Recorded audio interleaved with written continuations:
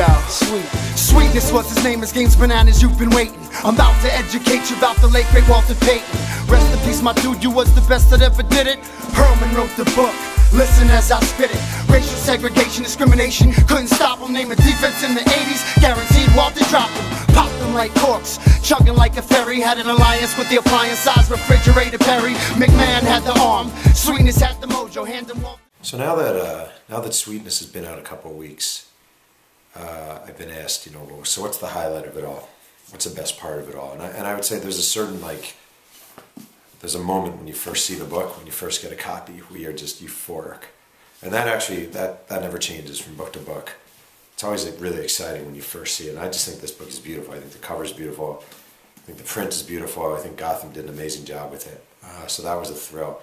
And today, actually, I woke up, walked up my driveway, into my driveway, picked up the New York Times, and there, number 14 in the New York Times bestseller list is Sweetness by Jeff Pearlman.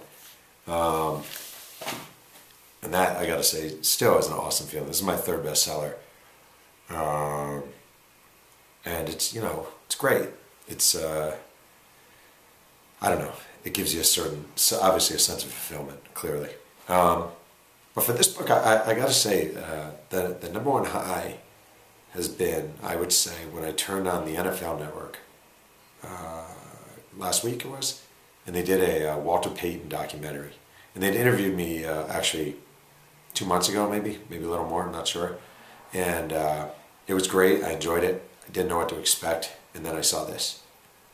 When someone dies young, they tend to deify him, and they tend to make it very easy. He was this great guy and he died young. It oversimplifies a very complicated life. And I actually think he was very textured, very detailed, not just as black and white. He's always been portrayed in two ways. Great football player.